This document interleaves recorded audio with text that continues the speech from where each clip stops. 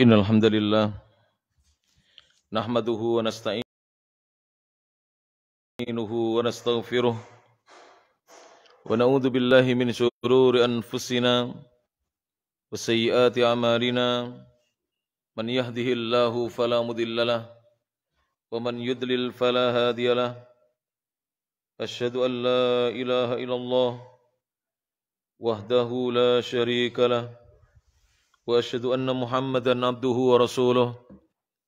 Ya ayyuhalladzina amanu taqullaha haqqa tuqatih wa la tamutunna illa wa antum muslimun.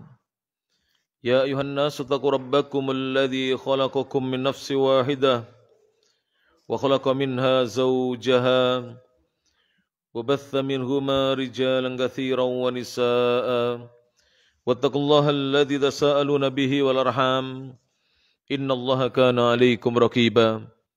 Ya ayyuhalladzina amanu taqullaha wa qulu qawlan sadida yuslih lakum a'malakum wa yaghfir lakum dhunubakum wa may yuti'illaha wa rasulahu faqad faza fawzan 'azima amma ba'd.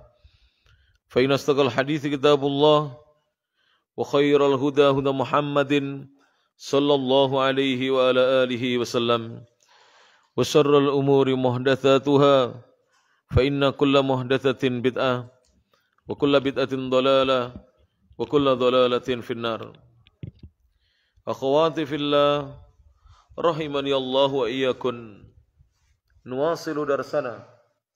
Kita lanjutkan pelajaran kita membaca kitab Muharramatun, perkara-perkara yang diharamkan. Istahana biha katsirun minan nisa, yang dianggap remeh, yang diremehkan oleh kebanyakan kaum wanita. Yajibul istinabu minha, yang perkara-perkara itu wajib untuk dijauhi. Perkara yang berikutnya, keharaman yang berikutnya adalah as-sadisa asyar, yang ke-16 ya. Yang ke-16 akhwat sekalian rahimani Allah wa iyyakum, as-safaru biduni mahramin. Bersafar, melakukan perjalanan jauh bagi kaum wanita biduni mahramin, dengan tanpa mahram. Jadi tidak boleh bagi seorang wanita dia bepergian tanpa mahram.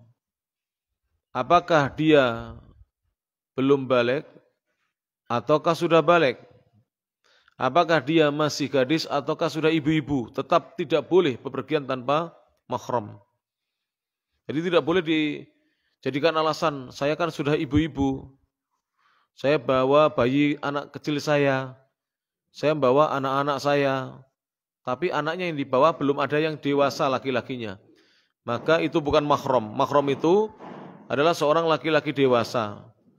Baik itu ayahnya, ataukah anak laki-lakinya, ataukah cucu laki-lakinya, ataukah pamannya dia, paman dari ayah maupun paman dari ibu, ataukah kakeknya, ataukah saudara laki-lakinya. Bagaimana dengan suami? Suami lebih daripada mahram. Suami itu lebih daripada mahram. Taib. Jadi larangan safar, dan ini haram hukumnya, wanita bepergian tanpa mahram, haram. Dalilnya mana? Ani bin Umar, dari Abdullah bin Umar radhiyallahu taala anhuma. Beliau mengatakan anna Nabiy sallallahu alaihi wasallam, sesungguhnya Nabi sallallahu alaihi wasallam, qala, Nabi bersabda, la tusafiril mar'atu. La tusafiril mar'atu. Kenapa saya baca dikasrohkan roknya, bukan didomahkan? Sebab kalau dibaca la tusafiru artinya tidak melakukan safar. Tapi kalau la tusafir, janganlah seorang wanita itu safar, begitu. Jadi di sini la-nya itu bukan la nafiyah tapi la nahiyah. Tapi dia masuk kepada ghaibah. Memang kebanyakan nahiyah itu kepada mukhatabah atau mukhatab. Tapi kadang-kadang masuk kepada ghaib atau ghaibah. Jadi misalnya begini, fal yaktub at-talibu, itu yaktub di situ disukun, Kenapa? Karena bermakna fi'il amar. Hendaknya menulis at-talibu, pelajar atau santri. Nah, di sini juga begitu. Janganlah seorang wanita melakukan safar. Janganlah dia melakukan safar thalathata ayyamin, selama 3 hari. Illa ma'adhi mahramin, kecuali bersama mahramnya. Ini hanya salah satu hadis yang dinukil ya. Bahkan sebagian ulama menyebutkan hadis yang lainnya bukan hanya 3 hari. 1 hari pun tidak boleh. Bukan hanya 1 hari. Beberapa jam pun tidak boleh jika wanita itu perpergian jauh melebihi batas safar tanpa ditemani mahramnya. Tanpa ditemani apa? Mahramnya. Sehingga di sini An-Nabi SAW melarang seorang wanita untuk melakukan safar bepergian jauh tanpa ditemani mahramnya. La tusafiril mar'atu. Jadi asalnya la tusafir begitu. Al mar'atu. Tapi karena disambung bertemu 2 sukun, sukunnya ro dan sukunnya lam yang setelah ro itu karena ada alif kemudian lam, maka sukun pertama dikasrohkan. Begitu caranya. Iqra misalnya al-kitaba, iqra'il kitaba. Uktub ad-darsa, uktubid darsa. La tusafiril mar'atu. Janganlah seorang wanita itu safar, bepergian jauh, thalathata ayyamin, selama 3 hari, illa ma'adhi mahramin, kecuali bersama orang yang punya hubungan mahram dengannya. Mahram itu adalah orang yang tidak boleh wanita itu dinikahi oleh mahramnya. Seperti ayahnya, tidak boleh seorang ayah menikahi anak perempuannya, kakeknya, tidak boleh seorang kakek ya menikahi cucu perempuannya, saudara laki-lakinya. Tidak boleh seorang saudara laki-laki menikahi saudari perempuannya. Maka itu mahram. Taib. Kemudian Syekh Abdul Aziz bin Baz rahimahullah ta'ala berkata, beliau mengatakan, qala Ibnu Bazin, hadisnya tadi, rawahul Bukhari ya. Hadisnya diriwayatkan Imam Bukhari. Hadis nomor 1862. Wa muslimun, itu kurang mim ya. Wa muslimun, tambah mim. Di kitabnya nanti insyaallah diperbaiki di cetakan berikutnya. Wa muslimun, dan diriwayatkan oleh Imam Muslim. Hadis nomor 1338. Qala Ibnu Bazin, Al-Imam atau Syekh Abdul Aziz bin Baz rahimahullah ta'ala berkata, mubayyinan, ketika beliau menjelaskan masafatas safari, jarak tempuh yang dikatakan safar. Jadi masafah itu jarak yang ditempuh, jika jaraknya sudah mencapai jarak ini baru dikatakan safar. Beliau mengatakan faida safara, apabila seorang itu melakukan safar, ma yu'addu, yang dianggap sebagai safaron, safar, yaitu 70 kilo, 70 kilometer, 80 kilo, 80 kilometer, aktsara dzalika, atau lebih banyak atau lebih jauh dibandingkan itu. Jadi bisa 70, bisa 80 atau lebih dari 80 kilometer atau lebih daripada itu. Jadi safar ini. Ini pendapat pertengahan ini. Sebagian ada pendapat sekitar 70 kilometer. Sebagian ada pendapat kurang daripada itu, 30 kilo sudah dianggap safar.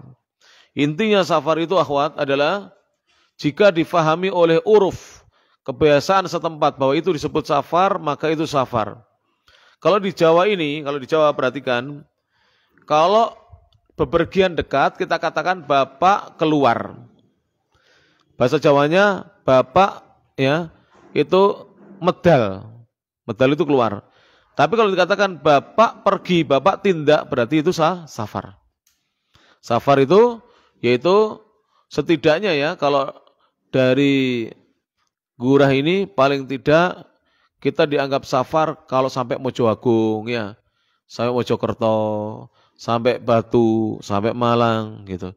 Tapi kalau Gurah ke Pare ya belum safar. Maka dikatakan keluar, bukan pergi dengan pepergian yang jauh. Nah, Toyib, pembahasan berikutnya, akhwat sekalian dirahmati Allah, akhwat sekalian dirahmati Allah Subhanahu wa taala. Setelah pembahasan yang ke-16 tentang safar ini, tidak boleh seorang safar tanpa mahram. Tapi kalau safar dengan mahram, walaupun 1000 kilo ya boleh. 10.000 kilo. Ada akhwat-akhwat safar ke Saudi Arabia untuk haji atau untuk umroh. Jaraknya dari sini kurang lebih 10.000 kilo. Ya boleh. Kalau ditemani mahram. Nah, walaupun hanya berangkat dari Ngurah ke Malang, itu kan dekat. Kemungkinan kalau Ngurah ke Malang itu maksimal 100 kilo, 80 kilo, 100 kilo. Itu sudah safar. Walaupun tidak sejauh ke Saudi Arabia, tetap seorang wanita ketika bepergian jauh harus ditemani mahramnya. Sehingga akhwat sekalian rahmatullah ta'ala, misalnya pesantren kita ini, Ma'had Ar-Rasyad Al-Islami Putri ini liburan. Kemudian bapak anti sedang sakit atau sedang tidak bisa menjemput. Ya sudah di sini. Jangan pamit sendiri kepada ustazah, ustazah saya mau pulang sendiri. Naik apa? Naik Grab? Enggak boleh. Naik apa? Naik bus? Enggak boleh. Aman oh ustazah, banyak ibu-ibu juga naik bus. Lah itu ibu-ibu tidak ngerti hukum. Kita yang mengerti hukum tidak boleh. Aman ustazah, itu banyak mbak-mbak kuliah juga naik bus. Ustazah aman? Tidak. Nanti saya dijemput kakak saya di terminal bus. Tidak boleh. Harus menunggu sampai ada yang menjemput ke Mbogem. Dan itu kemuliaan bagi wanita, akhwat. Kemuliaan bagi wanita, ya. Karena banyak kejadian ini. Jadi ada seorang wanita itu, akhwat. Ini kalau tidak salah ya, kalau tidak salah saya lupa ingat. Beliau ini dijemput oleh suaminya di bandara. Jadi naik pesawat terbang sendiri. Tahu tidak?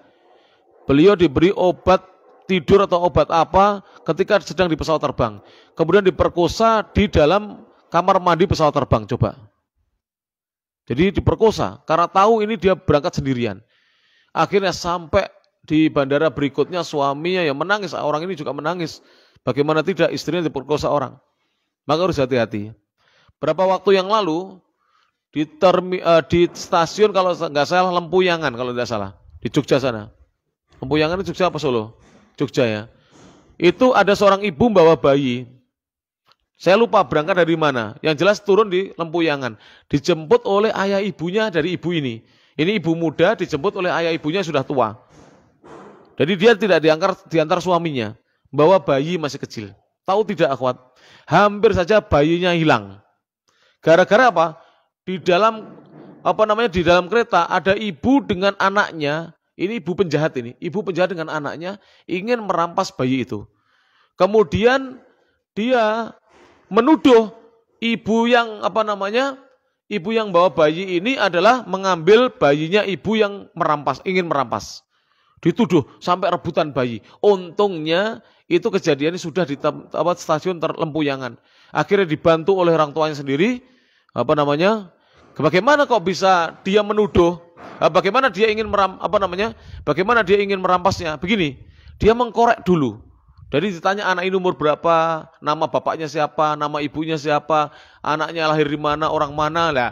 Kemudian nanti dia ketika turun itu dia mengatakan kalau ini anak saya. Dia tahu kan sudah ciri-cirinya, disebutkan ciri-cirinya. Ini ibu ini merampas anak saya. Ini loh ciri-cirinya anak saya demikian dan demikian. Na'udzubillah min dzalik. Untungnya segera ditolong oleh kedua orang tuanya, selamatlah dia. Tapi dia sudah gemetaran akhwat. Bagaimana anak bayinya mau direbut oleh wanita lain. Jadi penjahat itu ada di mana-mana. Bergentayangan sampai di kereta api mereka mencari mangsanya. Na'udzubillah min dzalik. Maka akhwat jangan mentang-mentang akhwat bisa bela diri. Ustaz saya bisa bela diri. Kalau wanita sekuat-kuatnya wanita itu tidak sekuat laki-laki. Tetap penjahat itu bahaya. Oleh karena itu tidak boleh akhwat bepergian tanpa mahram sendirian. Kemudian as-sabi'a asyara yang ke-17. Perkara haram yang banyak diperbuat oleh kaum wanita apa? Uququl walidaini. Durhaka kepada kedua orang tua. Durhaka kepada kedua orang tua.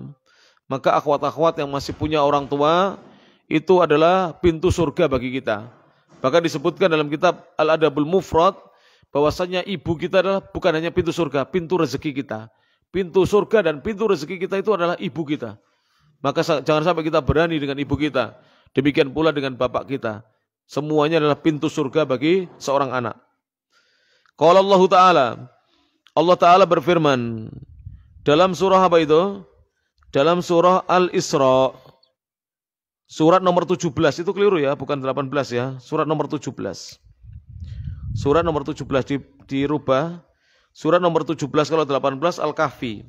19 Maryam, 20 Toha. Ayat yang ke-23. Al-ayah ats-tsalitsatu wal ishruna.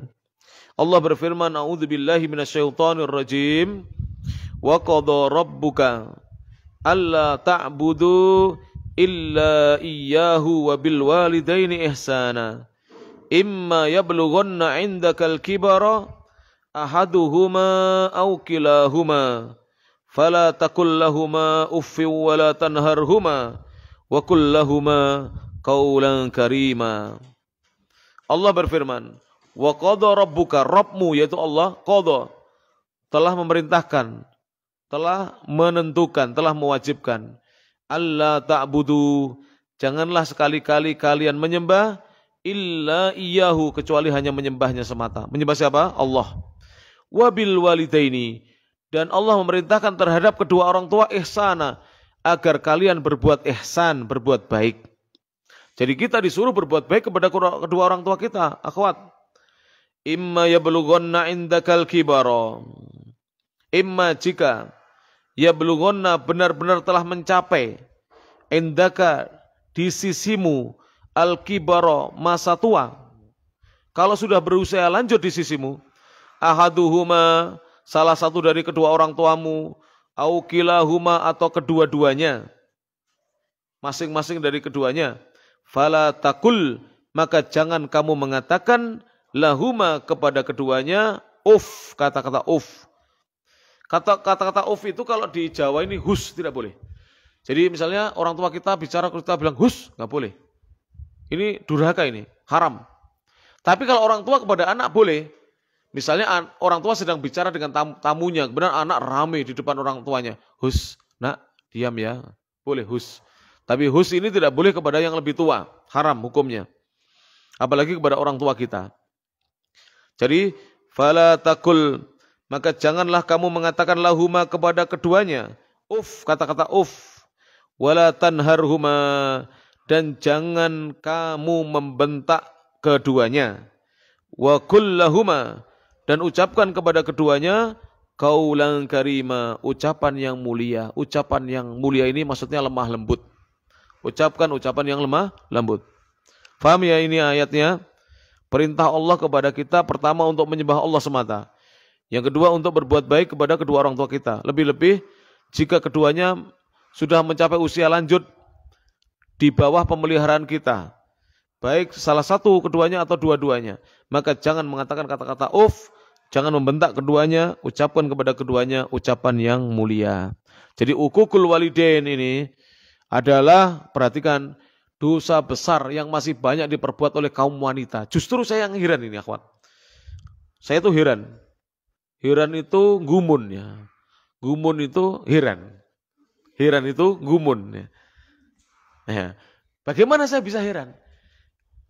Kenapa wanita yang notabene-nya, wanita itu lembut, bagaimana wanita itu berani kepada orang tuanya? Laki-laki yang notabene-nya diciptakan oleh Allah itu tidak lembut ya. Laki-laki itu kadang-kadang kasar, ngomongnya keras dan seterusnya, kadang gampang marah. Tapi kenapa jarang laki-laki, sedikit laki-laki yang berani kepada orang tuanya? Ada tapi sedikit. Kebanyakan itu yang berani kepada orang tuanya apa? Perempuan. Kadang wanita itu kalau sudah nikah berani kepada ibu bapaknya dia. Kemudian berani kepada mertuanya, naudzubillah min dzalik. Kalau belum menikah berani kepada bapak ibunya. Tolonglah akhwat. Ya, dijauhi sejauh-jauhnya. Dijauhi sejauh-jauhnya agar kita menjauhi hal itu. Jangan sampai kita berani kepada orang tua kita, akhwat. Saya sampaikan kepada anti ya, antuna semuanya. Jadi kalau kita itu punya orang tua, muliakan mereka. Maka hidup kita akan berkah, kawan. Dan orang-orang yang memuliakan orang tuanya, hidupnya sukses. Benar sukses. Doa orang tua itu luar biasa, doanya orang tua itu. Jadi doanya dakwatul walid li waladihi. Doanya orang tua kepada anaknya itu doa yang tidak ditolak oleh Allah Subhanahu wa taala.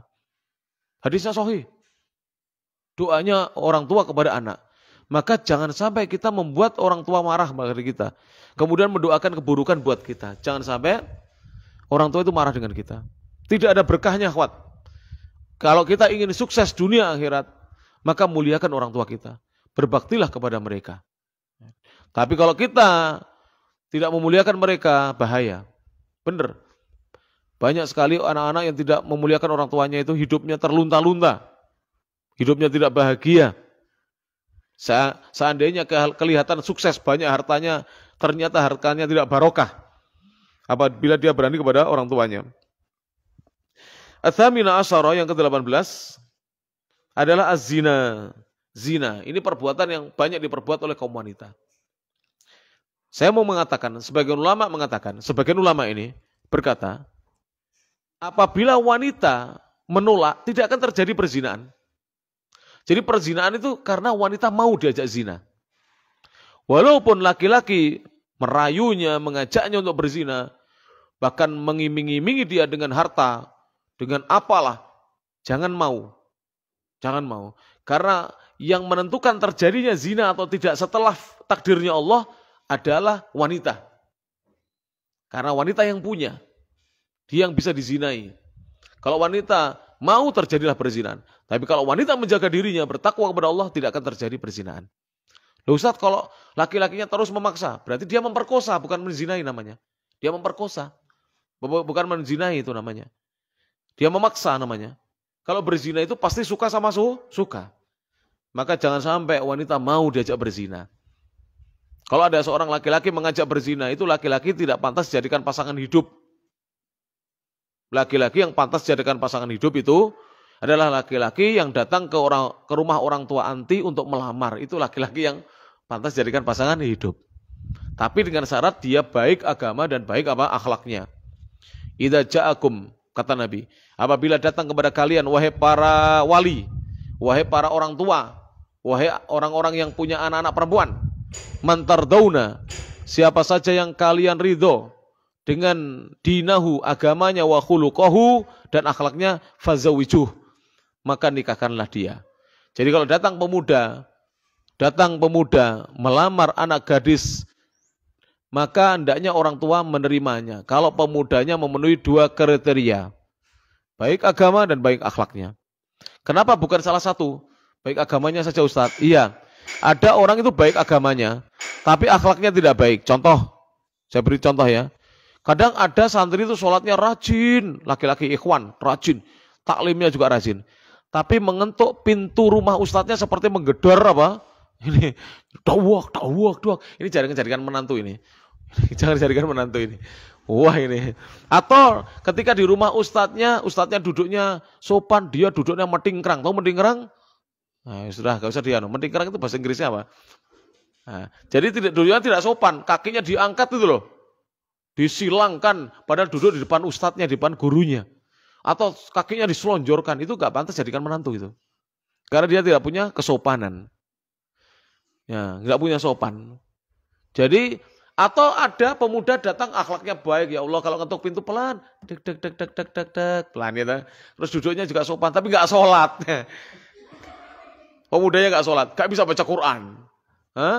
Jenggotnya dicukur, rambutnya dimerah, kemudian tidak pernah puasa Ramadan, tapi akhlaknya luar biasa ya Ustaz, bau baik ya Ustaz, sopan, sopan, tidak boleh diterima. Kenapa? Karena tidak memenuhi kriteria agamanya. Jadi tidak cukup akhlak ya, akhwat, harus akhlak dan agama. Tidak cukup agama, akhlak juga baik.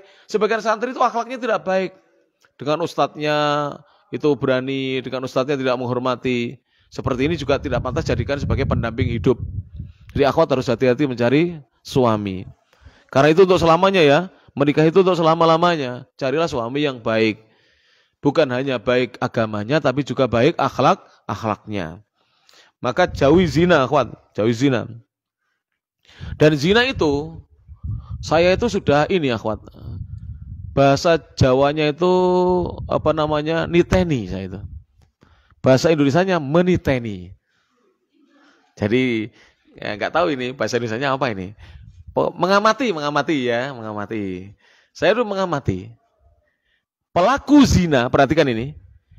Walaupun sudah tobat itu masih diingat-ingat oleh masyarakat dosanya itu. Jadi masyarakat tidak melupakan dosanya pelaku zina. Berbeda dengan anak muda dulu mabuk-mabukan, rokok, mabuk-mabukan, suka tawuran. Itu kalau sudah tobat nggak diingat-ingat oleh masyarakat. Oh, sekarang sudah jadi ustadz, jadi kiai, sudah jadi santri Ma'at ar-Rosad itu. Tapi kalau pernah zina, ya Allah, diingat-ingat. Bukan hanya diingat-ingat, penyakitnya itu terbawa sampai tua. Orang yang pernah berzina itu penyakitnya terbawa sampai tua. Na'udzubillah min dzalik. Maka akhwat kalau punya kecenderungan kepada lawan jenis, tunggu sampai siap menikah. Cari laki-laki yang baik, yang mau menikahi anti. Insya Allah kalau laki-laki itu baik agama dan akhlaknya, anti nanti bahagia. Dia kalau punya duit, duitnya bukan untuk hura-hura, untuk berbuat maksiat dikasihkan anti, untuk bangun rumah, untuk beli perabotan rumah, untuk belikan sate anti, nasi goreng, nasi kapsah, nasi mandi, nasi biryani, ya, dan lain-lain, soto dan seterusnya. Belikan susu anak-anaknya, belikan makanan anak-anaknya. Tapi laki-laki yang tidak beragama kuat, uangnya habis untuk judi, untuk kelokalisasi, untuk hura-hura bersama teman-temannya, untuk ngegame, untuk ngegame apa sih itu? Atau ngapa namanya itu loh, barbel itu loh, biar badannya kekar. Lah ngapain? Kalau ingin badannya kekar gampang, gitu. Ini pesantren Putri Ar-Rosad butuh angkat-angkat batu bata ke atas gitu ya. Nanti kan badannya kekar sendiri ya. Enggak usah ingin badannya kekar kok ke gym. Nah, buat apa itu? Apalagi ada musik-musiknya. Dan kebanyakan yang di gym-gym itu laki-lakinya bincang-bincong itu. Laki-laki bincong. Kalau santri nge-game-nya apa? Ya ini bersih-bersih ini. Ini kan Ar-Rosad ini banyak halaman yang kotor itu. Dibersihkan nanti lama-lama saya yakin itu badannya kekar sendiri. Kalau sering nyapu-nyapu setiap hari. Pondok Putri ini sawapu sendiri nanti bersih semua. Akhirnya badannya bisa kekar itu. Bener. Taib, kita lanjutkan ya. Zina. Dijauhi zina, akhwat. Pokoknya laki-laki yang mengajak zina itu laki-laki tidak baik. Jangan diterima sebagai pasangan hidup. Penulis mengatakan, min kabairi dzunubi, termasuk dosa-dosa besar, wal ma'asi, dan termasuk perbuatan-perbuatan maksiat adalah az-zina, zina. Faqala ta'ala, Allah Ta'ala berfirman dalam surah Al-Isra, surat nomor 17 ayat 32. Kalau tadi Isra ayat 23, sekarang 32. Ayat nomor 32. Allah menyatakan, wala taqrabuz zina, dan janganlah kalian mendekati zina. Wala taqrabu, janganlah kalian mendekati az-zina, zina. Jadi zina itu dikerjakan tidak boleh, jangankan dikerjakan, didekati aja tidak boleh. Apa perbuatan mendekati zina? Pacaran, janjian, diapeli oleh laki-laki, apalagi WhatsAppan, chattingan, dan seterusnya. Itu semuanya perbuatan mendekati zina. Tidak boleh. Akhwat, kalau anti nanti menikah dengan laki-laki tanpa didahului dengan pacaran, biasanya pernikahannya langgeng. Tapi kalau didahului pacaran, lihat dunia-dunia selebritis. Selebritis. Jangan sampai keliru mengucapkan ya. Selebritis itu. Padahal suaminya tampan, istrinya cantik, tapi kok tidak kuat, kok tidak langgeng kehidupan rumah tangga mereka, kok tidak harmonis. Kenapa? Karena didahului dengan kemaksiatan. Bahkan sebagiannya didahului dengan zina, na'udzubillah min dzalik. Maka kita berdoa kepada Allah, mudah-mudahan Allah menjaga kita. Ya, menjaga kita. Kalau sekarang akhwat-akhwat masih muda-muda, enggak usah mikir menikah. Yang dipikirkan bagaimana segera hafal Quran, bisa baca kitab, bisa bahasa Arab, ya, mengerti ilmu-ilmu syar'i, begitu. Gampang, nanti kalau sudah waktunya Allah akan datangkan jodohnya. Fa insyaallah demikian. Jadi fa insyaallah akan datangkan jodohnya. Kalau ibu anti, akhwat, umminya anti, misalnya belum hafal Quran, ya sekarang anti harus hafal Quran. Kenapa? Anti harus lebih baik daripada orang tua. Harus semangatnya begitu, punya semangat demikian. Kalau ibu anti nggak bisa baca kitab, Ustaz, jangankan kitab gundul, kitab gondrong aja nggak bisa baca ibu saya. Kitab gondrong itu kitab yang ada harokatnya maksudnya. Hadis-hadis Rasulullah kan ada harokatnya. Quran juga. Wong yang Al-Quran aja plegak-plegu Ustaz nggak lancar itu. Ya tak bacanya itu nggak lancar. Kok mau baca kitab gundul Ustaz? Iya, tapi jangan dihina. Yang penting anti sekarang belajar yang rajin.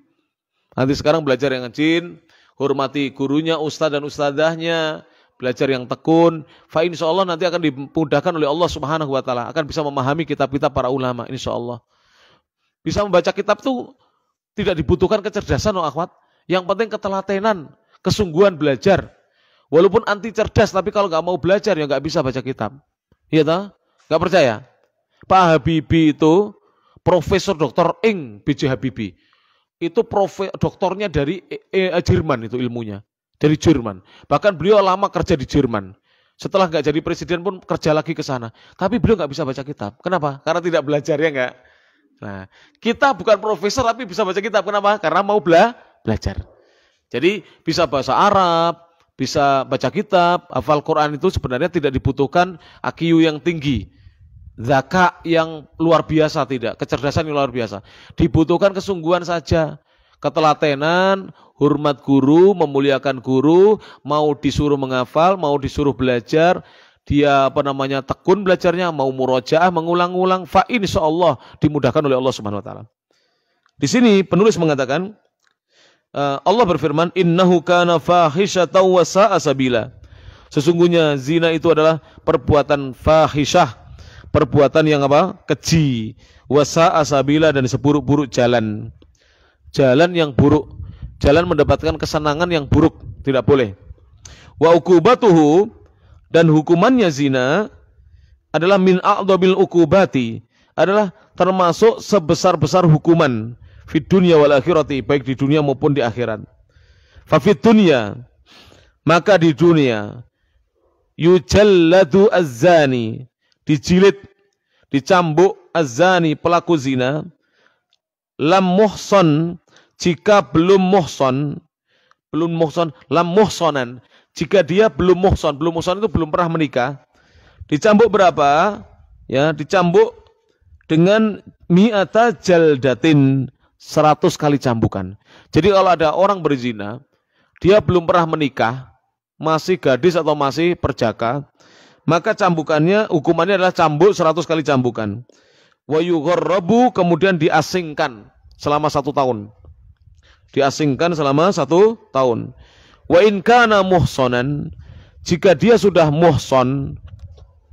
Sudah muhson itu apa? Sudah pernah menikah. Tidak harus sekarang punya pasangan hidup. Tidak harus statusnya suami atau istri. Walaupun sudah janda, sudah duda. Tapi kalau dia sudah pernah menikah, hukumannya apa? Ar-rajmu, dirajam. Dirajam itu bagaimana? Dilempari batu sampai wafat dengan batu yang sebesar-besar kepala. Atau lebih besar lagi. Jadi nggak boleh dilempari kerikil kecil-kecil, nggak boleh. Dilempari batu yang besar sekalian, yang sekali lempar bisa mati. Hatal mauti, hingga wafat. Wa fil akhirati, dan di akhirat kelak, mutawa'adun, dia terancam, ya, bil adzabil muhini, dengan azab yang sangat menghinakan, kecuali kalau dia sudah bertobat, diampuni segala dosa-dosanya. Walaupun dosa zina, Allah Maha mengampuni. Jangankan dosa zina, dosa kesyirikan, dosa kekafiran, dosa kemunafikan, jika seorang itu bertobat kepada Allah Subhanahu wa taala, fa insyaallah Allah akan mengampuni dosa-dosanya. Wallahu a'lam bishawab. Mungkin ini yang bisa disampaikan akhwat sekalian rahmati Allah Subhanahu wa taala. Mudah-mudahan bermanfaat walaupun kajian-kajian ini singkat, ya. Walaupun kajian singkat, tapi ana berencana nanti kalau ustazah mengizinkan untuk setelah khatam kitab ini saya ingin mengkaji 2 kitab, ya. Walaupun singkat-singkat mengkaji 2 kitab supaya setiap pekan saya bisa maksimal mengajar. Jadi saya ingin, karena akhwat kan waktunya terbatas, ya toh. Maka kita ngaji 2 kitab nanti insyaallah. Jadi nanti dipilih kitab apa dengan kitab apa, begitu. Yang singkat-singkat, kitab yang kecil-kecil aja, sambil untuk latihan baca, akhwat. Sebab kalau kita sudah mengkaji bahasa Arab, nahwu, shorof, dan takbir atau muhadatsah atau khiwar, tapi kita tidak praktek baca, itu biasanya juga lambat bacanya. Jadi kitab-kitab kecil begini untuk latihan membaca kitab dan juga latihan menerjemahkan kitab. Mudah-mudahan bermanfaat, ya akhwat sekalian rahmati Allah taala. Kurang lebih yang mohon maaf. Akhirul kalam, subhanakallahumma bihamdik, asyhadu an la ilaha illa anta, astaghfiruka wa atubu ilaik. Wa akhiru da'wana alhamdulillahirabbil alamin. Tsumma assalamualaikum warahmatullahi wabarakatuh. Ada pertanyaan silakan.